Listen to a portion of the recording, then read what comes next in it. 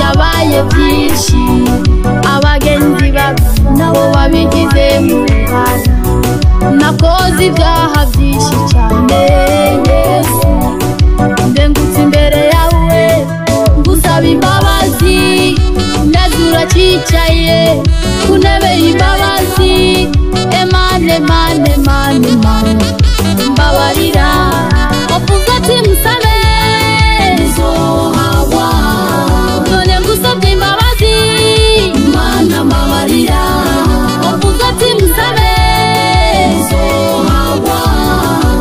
gusabye imbabazi Mana mbabarira uracicaye urebe imbabazi ndaje nkawo mwana harira wichangazi ndaje nkawo mwana harira wichangazi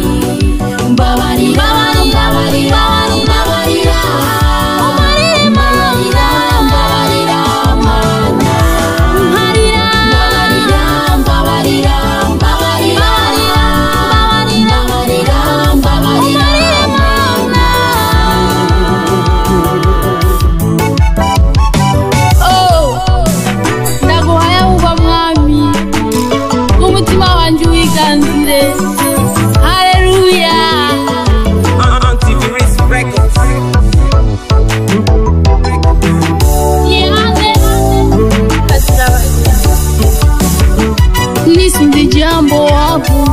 mu gitabo cy'abaheburayo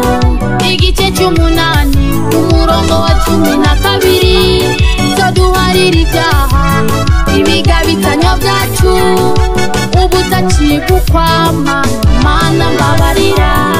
wavuze ati nta ibyaha byanjye tukura tukutuku amaraso y'abazovyeza jeremwe sheregi wavuze ati nta ibyaha byanjye tukura tukutuku amaraso y'abazovyeza jeremwe sheregi usabye imbabazi Mana ndihanye singisubira